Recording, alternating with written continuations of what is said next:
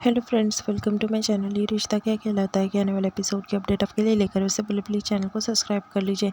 नायरा जो है चिढ़ाते हुए कहने लगती है तारा को कि तुम्हें जो है भाई ने कहा है ना कि मम्मा आ रही है, उनका स्वागत का अरेंजमेंट करना है। तभी वो कहती है कि हाँ, मैंने सोचा कि अगर कुछ काम में मदद कर दूँ। तभी भाभी माँ और देवयानी कहते हैं कि इसके 100 लड्डू बनाने हैं, ये ले लो। फिर वहाँ पर जो है करिश्मा होती है, वो कहती है कि लॉन में से जो है कोई जड़ी बूटी लानी, कहती है कि वो लानी है। फिर बाद में वहाँ पर जो है नक्श आ जाता है। नक्श कहने लगता है कि मैंने तो कुछ कहा ही नहीं, मेरे पास भी तारा के लिए काम है। वो क्या है ना, 100 पंडित खाने के लिए आने वाले हैं, तो उनके लिए प्लेट वगैरह साफ़ करनी है। तभी तारा काफ़ी परेशान हो जाती है। फिर सब ज़ोर ज़ोर से हंसने लगते हैं। तभी भाभी माँ और देवयानी कहती है कि बस करो, अब इतना मजाक मत उड़ाओ उसका, वो रोने लग जाएंगी। तभी वहाँ पर नक्श कहता है कि तुम बहुत ख़राब हो, तारा आई नहीं और उसे परेशान करना शुरू। तभी वो कहती है कि स्टार्टिंग तो तुमने की ना। दूसरी तरफ अक्षरा जो है नैतिक के पास देखने लगती है और वो आंखें खोल देती है। तभी आसपास जो है वो नैतिक और दोनों बच्चे अक्षरा को नज़र आते हैं उसके। फिर वहाँ पर जो है बहुत सारे गिफ्ट आए हुए होते हैं। तभी अक्षरा कहती है नैतिक की सबकी क्या ज़रूरत थी। तभी नैतिक कहता है कि ये सब कुछ हमने नहीं किया है, वैसे आपके चाहने वाले कुछ कम नहीं है, आपके चाहने वालों ने ये सब गिफ्ट्स के अरेंजमेंट वगैरह की है। और वैसे भी आपको कृष्णा की तरफ से केप टाउन से और बहुत सारे जगहों से गिफ्ट आए हैं। तभी अक्षरा कहती है कि उनको थैंक यू कह देना। फिर जो नायरा होती है वो कहती है कि मेरी मम्मा ऐसी अच्छी नहीं लगती, बिल्कुल पेशेंट की तरह लग रही है।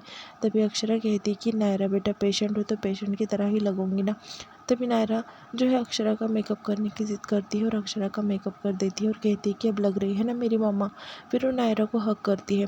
तभी वहाँ पर जो है वो कहता है, दोनों कहते हैं नैतिक और जो नक्श होते हैं वो दोनों कहते हैं कि हमको। फिर वो भी, उन्हें भी अक्षरा जो है गले लगा लेती है। बाद में जो नक्श होता है वो कहने लगता है कि पापा अब आप आराम करो। तभी वो कहता है कि तुम्हारी मम्मा सोई थी तब मैं सो गया था। दूसरी तरफ दादाजी जो है वो घर पर आते हैं और संग्राम से कहने लगते हैं कि ऐसे कैसी मैडम जी है, वो खुद को बहुत शाना समझती है और देखो ऊपर से खाई में से फूल बहाने गई थी और गिर गई। ऐसे भी कोई गिरता है कि इतनी लापरवाह है वो। तभी संग्राम जो है थोड़ा रिलैक्स होता है और फिर बाद में उसे ये बात हजम नहीं होती कि अक्षरा ने जो है सबको झूठ बोला है और सच्चाई नहीं बताई है। तभी वो कहता है कि ऐसे कैसे गिर गई, ज़रूर कुछ बात है पीछे छुपा रही है, उसने बताया नहीं कुछ। तभी दादाजी कहते हैं कि सच तो यही है और क्या बताएंगे और वो। तभी संग्राम कहता है कि ज़रूर कुछ बात है जो छुपा रही है ये। वहाँ पर जो है अक्षरा के पास नैतिक आ जाता है। नैतिक जो है अक्षरा से कहने लगता है कि अक्षरा, मैं भी आपके लिए कुछ गिफ्ट लेकर आया हूँ और उसका वो गिफ्ट दिखाने लगता है।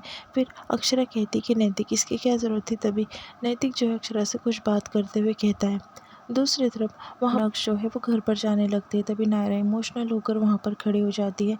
नक्श उसके पास जाता है और कहता है कि नायरा क्या हुआ है। तभी नायरा जो है गले लगा लेती है नक्श को। तभी नक्श कहता है कि नायरा रो क्यों रही हो, बताओ ना क्या हुआ है। तभी नायरा रोते हुए कहती है कि अगर मम्मा को कुछ हो जाता तो मैं क्या करती भाई, और हमारा क्या होता। जब मैंने मम्मा को गले लगाया तब मुझे रियलाइज़ हुआ कि मम्मा हमारी लाइफ में कितना इम्पोर्टेंट है। मम्मा और पापा हमारे लिए क्या कुछ नहीं करते और हम जो है उसकी केयर नहीं करते। मैंने अब तक उनको कितनी बातों से हर्ट किया है, वो सब कुछ बातें मुझे रिमाइंड हो रही थी भाई। और फिर बाद में वो कहती कि वो है तो मैं हूँ। फिर बाद में वो कहती कि आप इतने स्ट्रॉन्ग नज़र आ रहे थे इसलिए मैं भी स्ट्रॉन्ग थी, नहीं तो आप स्ट्रॉन्ग नहीं दिखते तो मैं क्या करती। फिर जो नक्श होता है वो कहता है कि तुझे स्ट्रॉन्ग देखकर मैं भी इतनी स्ट्रॉन्ग बना और हिम्मत बांधा। अगर मामा को कुछ हो जाता तो सच में मैं भी कुछ नहीं कर पाता। उतने में वहाँ पर पुलिस टीम आ जाती है। वो पूछने लगता है नक्श पुलिस टीम वालों से। फिर बाद में जो नैतिक है वो कहता है कि अक्षरा वादा किया था कि हमसे कुछ नहीं छुपाऊंगी, बताओ ये सब किसने किया। तभी अक्षरा जो है संग्राम का नाम ले लेती है। नैतिक काफ़ी गुस्से में आता है और कहता है कि अभी मैं उसे छोड़ूंगा नहीं, मैं जा रहा हूँ। तभी अक्षरा नीचे गिरने लगती है। नैतिक उसका जाकर हाथ पकड़ लेता है। फिर अक्षरा जो है नैतिक को कहने लगती है, नैतिक प्लीज़ मुझसे वादा करो कि आप ये किसी को नहीं बताओगे। उसकी सच में कुछ गलती नहीं थी, जो सिचुएशन थी वो सब बता देती है। उसने मुझे धक्का नहीं दिया। नैतिक वो नशे में था इसलिए ये सब कुछ हो गया। वो ऐसा नहीं करना चाहता था, बस अपनी बहन और दादाजी के लिए वो फिक्र करता था, इसलिए ये सब कुछ हो गया। नैतिक समझने की कोशिश करो, वो बेगुनाह है, उसे सज़ा देकर कोई भी मतलब नहीं है नैतिक। तभी नैतिक कहता है कि ऐसे कैसे अक्षरा, मैं भूल जाऊँ ये सब कुछ। तभी अक्षरा कहती है कि मैं भूलने के लिए नहीं कह रही हूँ, समझो ना इसका तारा और नक्श के रिश्ते पर क्या असर होगा। और आपको पता है डुग्गू अपने माँ से कितना प्यार करता है। प्लीज़ मत बताइए ना नैतिक, आप जब तक कंफर्म नहीं करते तब तक मुझे नींद नहीं आएगी और मैं रिकवर होकर ये सब बात करूँगी ना। मैं थोड़ी कह रही हूँ कि भूल जाओ या गलती नज़रअंदाज करो, पर अभी सिचुएशन को समझो, ऐसा कहने लगती है अक्षरा नैतिक से। तभी नैतिक जो अक्षरा की बात सुन लेता है और बात मान जाता है। फिर वो कहता है कि मैं उसे ऐसे कैसे माफ़ कर दूँ, उसने गलती की है। एक तो आप नीचे गिर गई, उसने बचाने का भी नहीं सोचा आपको और किसी को बताया भी नहीं, आपकी ज़िंदगी और मौत का सवाल था। तभी अक्षरा कहती है कि डर था उसके दिल में, इसलिए उसने नहीं बताया और डर से ही अपराध होता है नैतिक। फिर नैतिक कहता है कि अक्षरा, मैं नहीं माफ़ करूँगा उसे कभी भी। तभी वो कहती है कि मैं बात करूँगी ना, पहले मुझे ठीक तो हो जाने दीजिए नैतिक, फिर मैं इस बारे में बात करूँगी ना, और हम दोनों मिलकर डुग्गू को भी इस बारे में बात करेंगे, पर अभी सही वक्त नहीं है। फिर वहाँ पर जो है नैतिक, वहाँ पर पुलिस वाली टीम आती है और कहती है कि आपका शक सही निकला, देखो ये दोनों अलग अलग टायर के निशान मिले, वहाँ पर कोई और भी गाड़ी थी। तभी जो नैतिक होता है वो पुलिस वालों को कहने लगता है कि नहीं, आप आपकी इन्वेस्टिगेशन बंद कर दीजिए। मेरी वाइफ ने वही बयान दिया है कि वो फूल फेंकने गई थी वहाँ पर और पाँव फिसल कर वो खाई में गिर गई, इसमें किसी का दोष नहीं है, ऐसा जो है कहता है। पुलिस वाले कहते हैं फिर ठीक है, आप ये स्टेटमेंट दे रहे हो तो। फिर वो टायर के जो निशान होते हैं वो नक्श जो है रख लेता है। फिर नक्श जो है वो नैतिक से पूछने लगता है कि पापा, आपने इन्वेस्टिगेशन क्यों बंद करवा दी, क्योंकि आपको तो स्ट्रॉन्ग वाली फीलिंग आ रही थी ना कि कोई था वहाँ पर। तभी वो कहता है कि ज़्यादा सवाल मत करो, तुम्हें इंक्वायरी करने की कोई ज़रूरत नहीं, मम्मा ने एक बार बता दिया ना तुम्हें। फिर जो नक्श है उसे पक्का वाला शक हो जाता है, क्योंकि नैतिक भी उसके ऊपर इतना चिल्ला कर बात करता है, उसे लगता है कोई ना कोई गड़बड़ ज़रूर है। दूसरी तरफ नैतिक जो है अक्षरा को खाना खिला रहा होता है। अक्षरा कहती है कि बस नैतिक, अब मुझे नहीं खाना। फिर बाद में अक्षरा भी नैतिक को खिलाती है, दोनों एक दूसरे को खिलाने लगते हैं बड़े प्यार से। तभी अक्षरा नैतिक की ओर देखती है और अक्षरा की आंखों में से जो है आंसू बहने लगते हैं। तभी नैतिक कहता है कि क्या हुआ अक्षरा।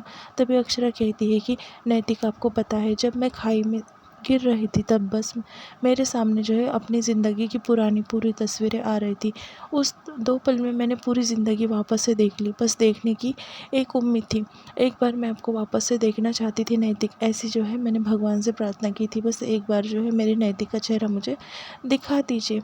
और वो ही प्रार्थना में मैं नीचे डूबी। पता है मुझे तैरते नहीं आता था नैतिक, पर फिर भी मैंने अपनी इच्छा वापस से रखी, क्योंकि मैं अपने परिवार से मिलना चाहती थी नैतिक, इसलिए मैंने भगवान से प्रार्थना की कि मुझे मेरे परिवार का चेहरा एक बार दिखा दीजिए।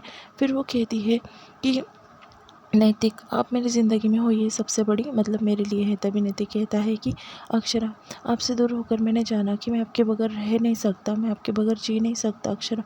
तभी अक्षरा रोते रोते कहती है नैतिक, मैं तो आपके बगैर मर भी नहीं सकती नैतिक, मरना भी मुश्किल है आपके बगैर मेरा।